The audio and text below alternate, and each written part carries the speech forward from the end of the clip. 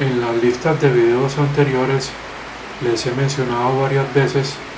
que hay una herramienta muy útil cuando queramos, o en este ejercicio que estamos haciendo de la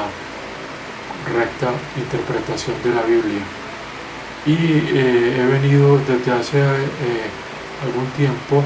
mencionando cómo las referencias cruzadas que uno encuentra en las diferentes libros, especialmente en el Nuevo Testamento, claro que también están en el Nuevo, le permiten a uno mucho poder localizar el contexto de los versos que leamos y así poder realizar lo que se conoce como el estudio contextual de la Biblia, que es un método de estudio que día a día se hace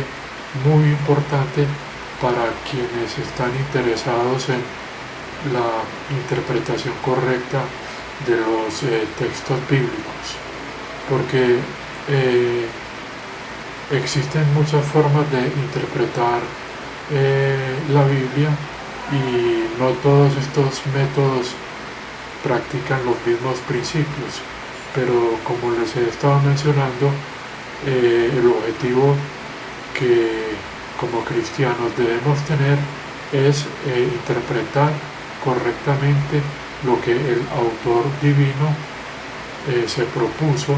es decir, lo que el Espíritu Santo a través de los escritores humanos se propuso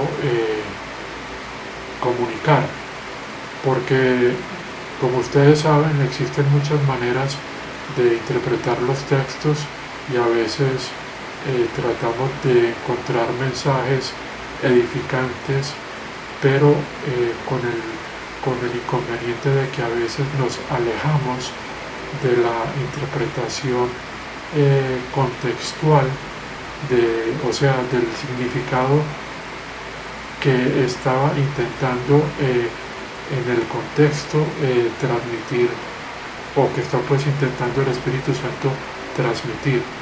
Y entonces este estudio contextual, como he mencionado, se caracteriza en que uno debe tener en cuenta tres aspectos, que es, cuando lea un texto existe lo que se denominan tres tipos de contexto. El primero viene siendo el contexto cercano, que viene siendo, digamos, el capítulo, o digamos los versos que están antes y después del verso que estamos leyendo. Después está un contexto, ese es el inmediato. Después está un contexto que es el cercano, que puede considerarse como el capítulo, digamos, leer el capítulo completo del verso que estamos leyendo, y también podría incluirse en este contexto cercano el mismo libro del verso que estamos leyendo. Y ya existe, además de tomar en cuenta eso, para lograr una interpretación lo más exacta del verso, tendríamos que tener en cuenta lo que se llama el contexto lejano, donde está, primero vendría siendo cómo se relaciona este texto del libro que leemos, que estamos leyendo, con otros libros de la misma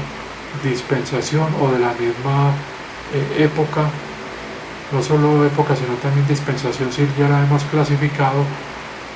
o sea, libros similares, que por ejemplo si estamos en la dispensación de la ley, entonces lo vamos a comparar, o si estamos en la dispensación de la gracia, lo vamos a comparar con otros textos. Y también quiero mencionarles de que existe el contexto ya más remoto, que viene siendo incluso clave para la interpretación correcta del texto que leemos, y que viene siendo lo que les he venido mencionando de estas referencias cruzadas que uno encuentra por ejemplo, en los libros de lo que conocemos como Nuevo Testamento, entonces uno encuentra que a veces se relacionan el texto eh, con, eh, con otros,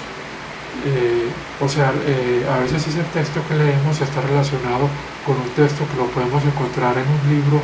de lo que llamamos Antiguo Testamento, lo cual nos puede permitir relacionar, incluso nos permite encontrar que si, por ejemplo, leemos un texto de los Evangelios y como referencia nos mandan a un libro del Antiguo Testamento, entonces prácticamente nos está diciendo que este texto podría pertenecer a la misma dispensación de ese texto que está como referencia cruzada.